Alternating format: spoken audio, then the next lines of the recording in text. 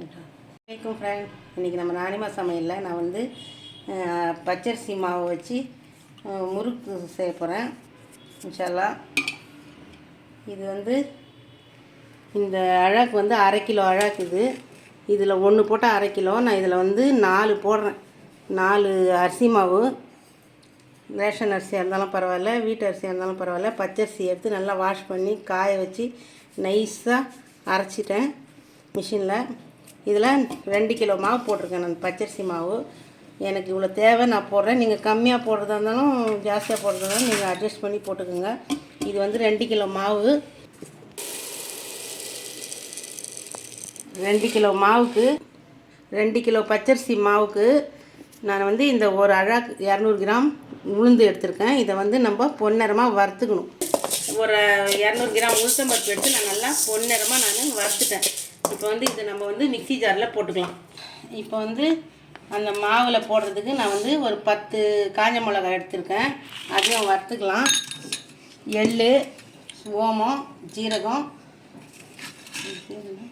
வனஸ்பதி டால்டா ஒரு பாக்கெட் எடுத்திருக்கேன். நான் வந்து நெய் போடுவேன், ஆயிலும் போடுவேன். அப்படி இல்லைன்னா இந்த மாதிரி வனஸ்பதி போடலாம். இன்ஷால்லா இது போட்டாலும் நல்லாயிருக்கும். உங்களுக்கு எது இஷ்டமோ அது போட்டுங்க. நெய் போட்டாலும் போட்டுங்க, ஆயில் போட்டாலும் போட்டுங்க. ஒரு 50 கிராம் வனஸ்பதி போட்டுக்கிறேன்.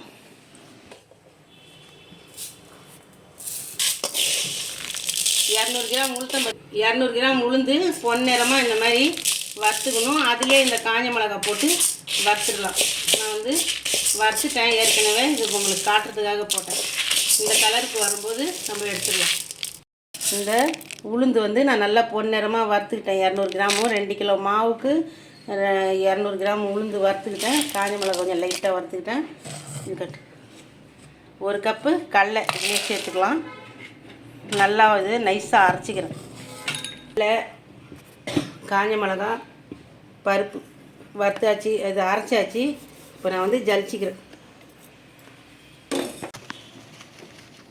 ஒரு ஜலிச்சிட்டு வந்துடும். இது நம்ம வந்து இந்த வேஸ்ட்டு வந்து நம்ம எடுத்துடலாம்.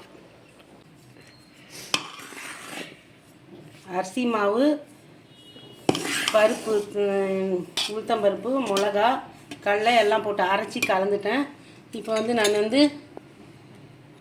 வெள்ளை எள் ஒரு 50 கிராம் போட்டுக்கிறேன்.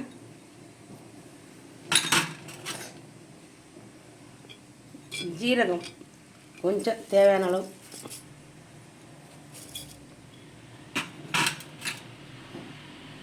ஓமம் இது கொஞ்சம் நல்லா இப்படி இதுவும் ஒரு அளவு கொஞ்சமாக போட்டுக்கலாம். இது வந்து நல்லா இப்படி நான் கொஞ்சம் நசுக்கி விட்டு போகணும். அவ்வளோதான்.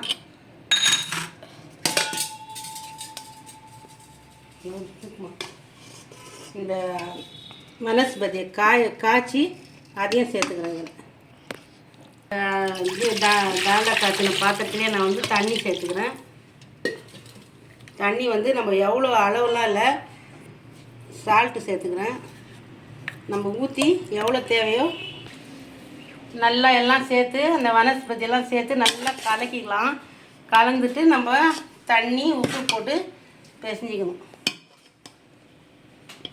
தண்ணி என் கையில் இப்போ நான் வந்து நல்லா இந்த பருப்பு, ஓமம், ஜீரகம், எள் எல்லாத்தையும் போட்டு நல்லா கலந்துட்டேன். வனஸ்பதியெல்லாம் போட்டு நல்லா கலந்துட்டேன். இப்போ வந்து அந்த பாத்திரத்துலேயே இந்த எண்ணெய் காய்ச்சின பாத்திரத்துலேயே நான் வந்து தண்ணி ஊற்றி உப்பு சால்ட்டு போட்டு ஓரளவுக்கு தண்ணி ஊற்றிடுறேன். அதுக்கப்புறம் பத்தலைன்னா நம்ம தெளித்து பிசைஞ்சிக்கலாம். இந்த மாதிரி கொஞ்சம் தண்ணி தெளித்து நம்ம பிசையணும். ஒரேடியாக ஊற்றுனாக்கா தண்ணி நான் கொஞ்சம் அதிகமாக தான் இழுக்கும் இந்த மாவுக்கு. நம்ம வந்து நம்மளுக்கு எவ்வளோ பதம் வருதுன்னு அந்த மாதிரி பிசைஞ்சிக்கணும். ஆனால் நல்லா பிசையணும். எல்லாம் ஒரே சீராக கரெக்டாக வர்ற மாதிரி பிசைஞ்சிடணும்.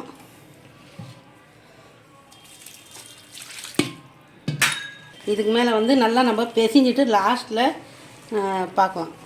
நல்லா கரெக்டாக பிசைஞ்சிட்டேன். இந்த பாருங்கள், இந்த மாதிரி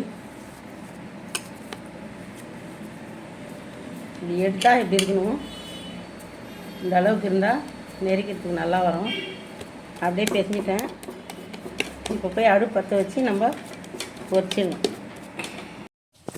பெருங்காயம் போட மறந்துட்டேன், பெருங்காயம் கொஞ்சம் சேர்த்துக்குவோம். போட்டு நல்லா பேசிக்கிட்டேன். ஃபஸ்ட்டு கொஞ்சம் செக் பண்ணிங்க, எண்ணெய் காஞ்சிருக்காங்க. அது இருந்தவன் எடுத்து உருட்டி இந்த மாதிரி வச்சுக்கோங்க.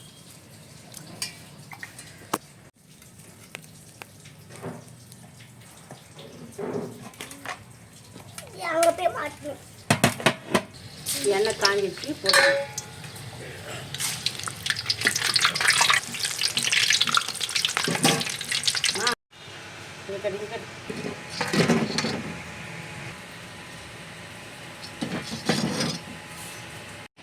எல்லா மாவும் பேசிஞ்சு நான் எல்லாம் முறுக்கு சுட்டாச்சு. எவ்வளோ சூப்பராக இருக்குது பாருங்கள். இன்ஷால்லாம் நீங்கள் முதல் முறையாக பார்க்குறவங்களா இருந்தால் சப்ஸ்கிரைப் பண்ணிக்கோங்க. இன்ஷால்லாம் கண்டிப்பாக ஒரு லைக் பண்ணுங்கள். இதே மாதிரி நீங்களும் செஞ்சு நல்லா சாப்பிடுங்க. இன்ஷால்லாம் இந்த வீடியோ பிடிச்சிருந்தால் லைக் பண்ணுங்கள், ஷேர் பண்ணுங்கள். இன்ஷால்லாம் ஒரு லைக் பண்ணுங்கள். மறக்காமல் சப்ஸ்கிரைப் பண்ணிக்கோங்க. அஸ்ஸலாமு அலைக்கும்.